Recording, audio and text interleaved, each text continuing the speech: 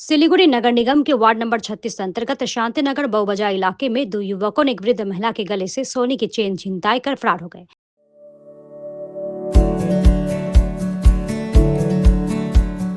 Pampered, not just a hospital, but a mother.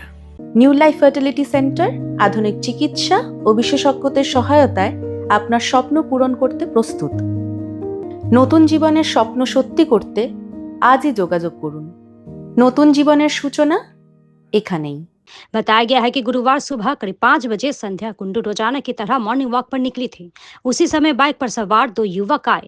उनमें से एक युवक कुछ दूरी पर बाइक लेकर इंतजार कर रहा था, जबकि दूसरा युवक पीछे से आया और अचानक वृद्ध महिला के गले से सोने की चेन छीनकर भाग गया।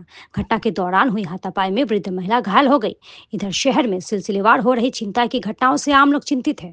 स्थानीय लोग पुलिस की निगरानी पर सवाल उठा रहे हैं।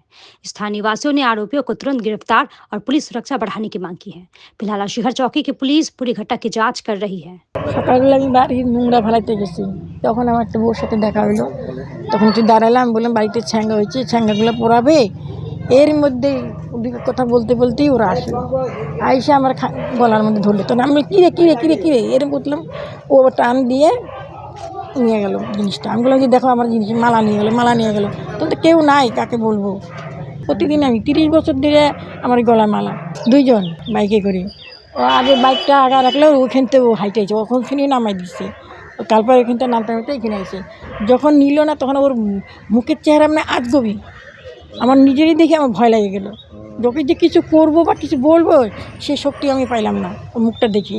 এখন নেশা কোনো নেশা ছিল না, মুখে গন্ধ পাইলাম না। তা আমরা কী করি, আমি তো এখন তো আগে চলে বললাম যা যা সব বিক্রি করে দিই, কী করবো, পড়তেই পারবো না, বেকার জিনিস নিয়ে কী করবো। না না এগুলো কোনো আশা নেই, আরও বরং বিপদও আসতে পারে, কোনো বলা যায়। তখনই এই ঘটনা, সোনার চেন নিয়ে চলে গেল দুজনে এসে, মানে বাইকে এসেছিল। বাইকে এসে একজন হেঁটে হেঁটে এসে আর একজন বাইক রানিং রেখে দুই মা গলার হাত থেকে চেন ছিঁড়ে নিয়ে চলে গেল। একদম সকালবেলার ঘটনা, সকাল গেটের সামনে বাইরে ঘটনা। সবাই খুব আতঙ্কে আছে। এখন বউরা আর কী করে সোনা কানা পরে বাইরে বেরোবে, নেই বলেই তো যে যার জন্য এইরকম চুরিচামারি হচ্ছে। একদম টহলদারি নেই। না না, এরা খুব নেশাগ্রস্ত অবস্থায় নেই, এরা ভালো টনটনা মানুষই এসে একদম ঠিকঠাকভাবেই এসে প্ল্যান মাফিকই করে গেছে।